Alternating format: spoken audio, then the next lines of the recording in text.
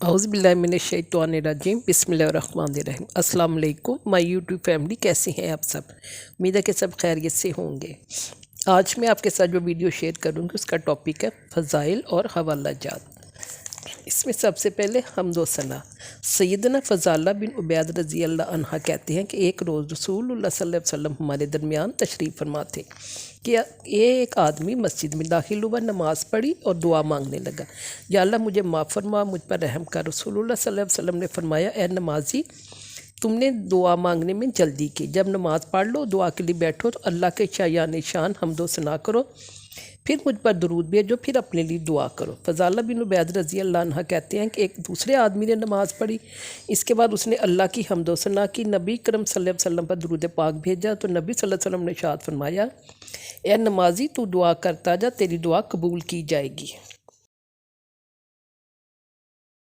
صحیح مسلم کے حدیث ہے، سیدنا ابو ہریرہ رضی اللہ عنہ سے روایت ہے کہ رسول اللہ صلی اللہ علیہ وسلم نے فرمایا، دو کلمے ہیں جو زبان پر ہلکے ہیں، قیامت کے دن میزان میں بھاری ہوں گے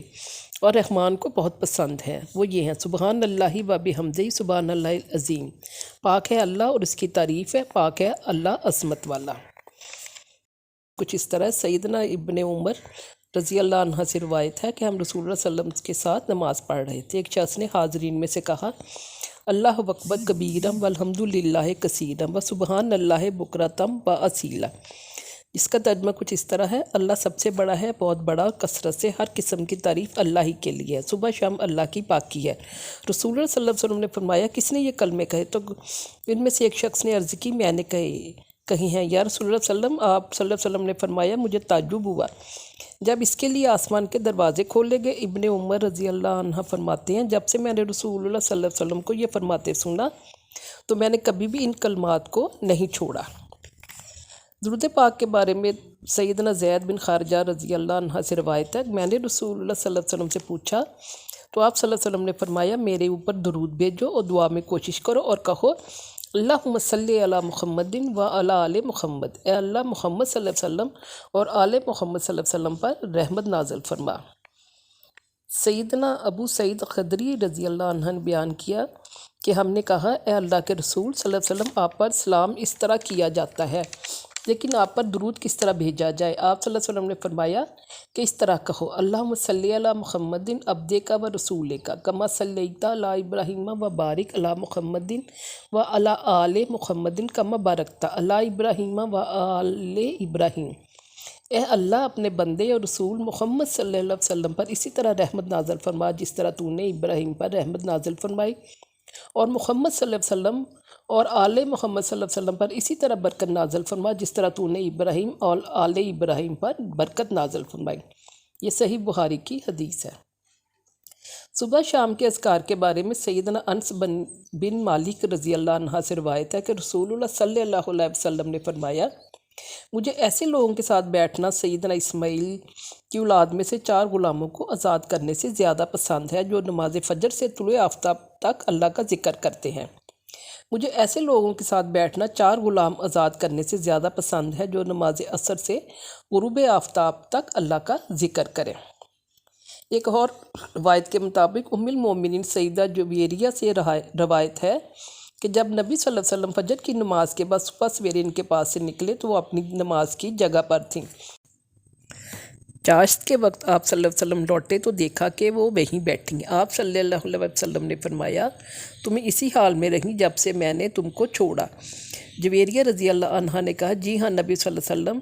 نے فرمایا، میں نے تمہارے بعد 4 کلمے 3 بار کہے ہیں، اگر وہ ان کلمات کو ساتھ تو لے جائیں تو آج جو تم نے اب تک کہے ہیں تو وہ وہی باری ہوں گے۔ وہ کچھ اس طرح ہے، سبحان اللہ و بحمدہ عداد خلقہ و رضا نفسہ و زینت عرشہ و مداد کلماتہ، پاک ہے اللہ اور اس کی تعریف ہے اس کی مخلوق کی تعداد کے برابر، اس کی ذات کی رضا کے برابر، اس کے عرش کے وزن کے برابر اور اس کے کلمات کی سیاہی کے برابر۔ یہ بھی صحیح مسلم کی حدیث ہے۔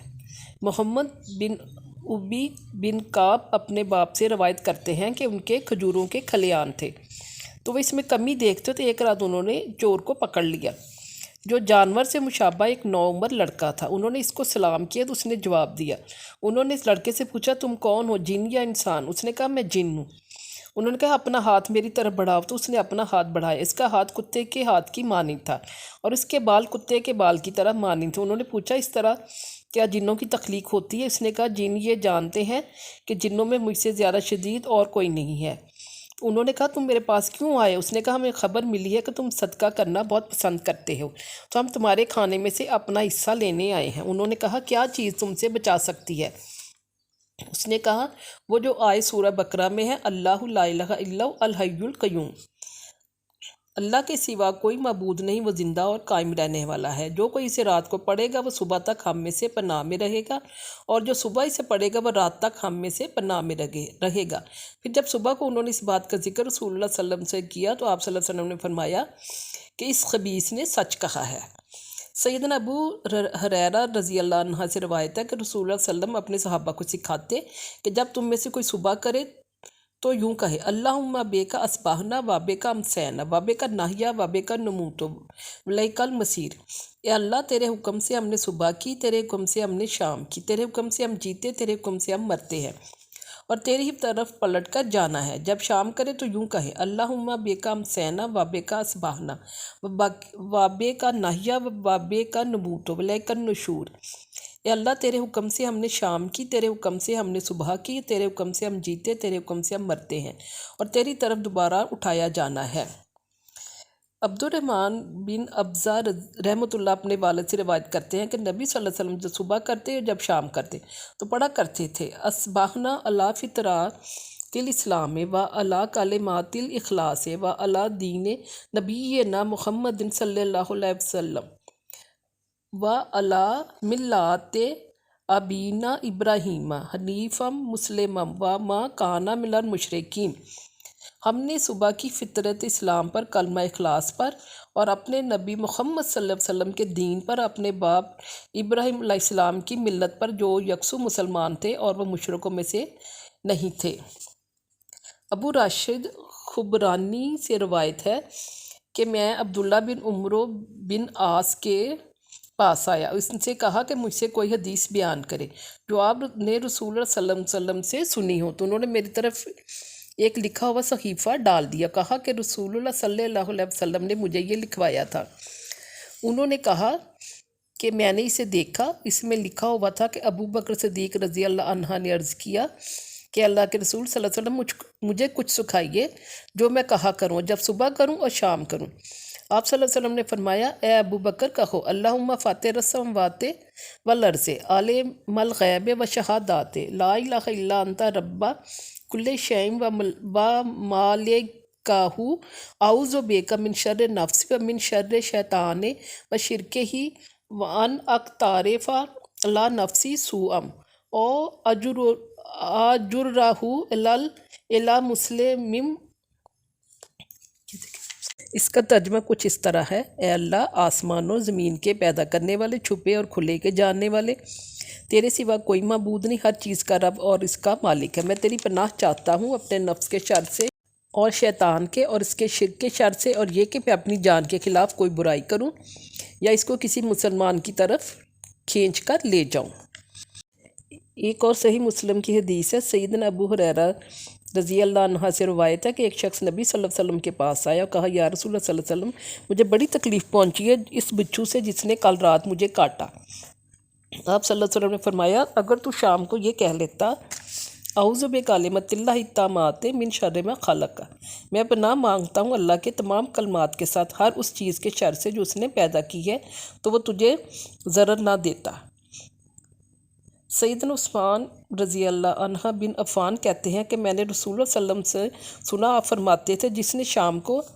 بسم اللہ الذی لا یضر مع اسمہ شیء فی الارض ولا فی السماء وہو السمیع العلیم، اللہ کے نام سے وہ ذات جس کے نام کے ساتھ کوئی چیز زمین میں آسمان میں نقصان نہیں دے سکتی اور وہ بہت سننے والا اور بہت جاننے والا ہے۔ 3 بار یہ دعا پڑھ لی تو اسے صبح تک کوئی اچانک مصیبت نہیں آئے گی،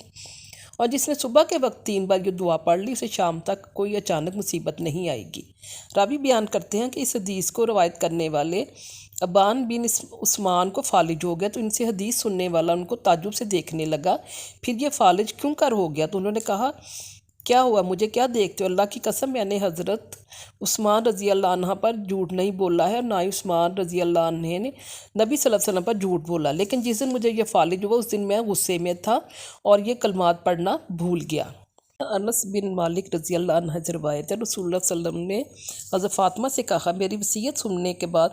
تمہیں کیا چیز روکتی ہے کہ تم صبح شام یہ کہو یا حیو یا قیومو بے رحمتک کا استغیثو اصل لی شانی کلہ ولا تاکلنی الی نفسی طرفات عین۔ اس کا ترجمہ کچھ اس طرح ہے، اے زندہ اور قائم رہنے والے، تیری رحمت کے سبب سے فریاد کرتا ہوں کہ میرے سب کاموں کی اصلاح فرما دے اور پلک جھپکنے تک کے لیے بھی مجھے میرے نفس کے حوالے نہ کر۔ سیدنا ابو ہریرہ رضی اللہ عنہ کہتے ہیں کہ رسول اللہ صلی اللہ علیہ وسلم نے فرمایا جو شخص صبح اور شام کے وقت 100 مرتبہ یہ کلمہ کہے سبحان اللہ و بحمدہ، ترجمہ اس طرح ہے اللہ پاک ہے اور اسی کے تعریف ہے، تو روز قیامت اس سے افضل عمل کوئی نہ لائے گا مگر وہ شخص جس نے اس جیسے کلمات کہے یا اس سے زیادہ کہے۔ سیدنا ابو موسیٰ اشعری رضی اللہ عنہ کہتے ہیں ہم بیٹھے ہوئے تھے اور نبی صلی اللہ علیہ وسلم آئے اور آپ پھر فرمایا میں نے کوئی صبح ایسی نہیں کہ جس میں 100 مرتبہ اللہ سے استغفر اللہ نہ کی ہو، استغفر اللہ میں اللہ سے بخشش مانگتا ہوں۔ ایک حدیث کے مطابق سیدنا ابو عیاش رضی اللہ عنہ روایت کرتے ہیں کہ رسول اللہ صلی اللہ علیہ وسلم نے فرمایا جو صبح کے وقت یہ کہہ لے لا الہ الا اللہ وحدہ لا شریک لہ لہ الملک و لہ الحمد وہو علی کل شیء قدیر، ترجمہ اس طرح ہے اللہ کے سوا کوئی معبود نہیں، وہ اکیلا ہے، اس کا کوئی شریک نہیں، اسی کے لیے بادشاہت ہے، اسی کے لیے سب تعریف ہے اور وہ ہر چیز پر قدرت رکھنے والا ہے، تو اسے اولاد اسماعیل میں سے ایک غلام آزاد کرنے کا ثواب ہوگا اور اس کے لیے 10 نیکیاں لکھی جائیں گی، اس سے 10 غلطیاں مٹائی جائیں گی، اس کے 10 درجات بلند کیے جائیں گے اور شام تک کے لیے شیطان سے حفاظت میں رہے گا۔ اگر شام کو بھی یہ کہہ لے تو صبح تک کے لیے بھی یہی اس کو اجر و ثواب ملے گا۔ امید ہے کہ آپ کو یہ ویڈیو بھی میری پسند آئے گی اور مجھے اور آپ کو اور ان پر اللہ تعالیٰ عمل پیرا ہونے کی توفیق عطا فرمائے۔ آپ میری ویڈیو کو لائک کریں، سبسکرائب کریں اور شیئر کریں۔ اللہ تعالیٰ ہم سب کا حامی و ناصر ہو، تب تک کے لیے اللہ حافظ۔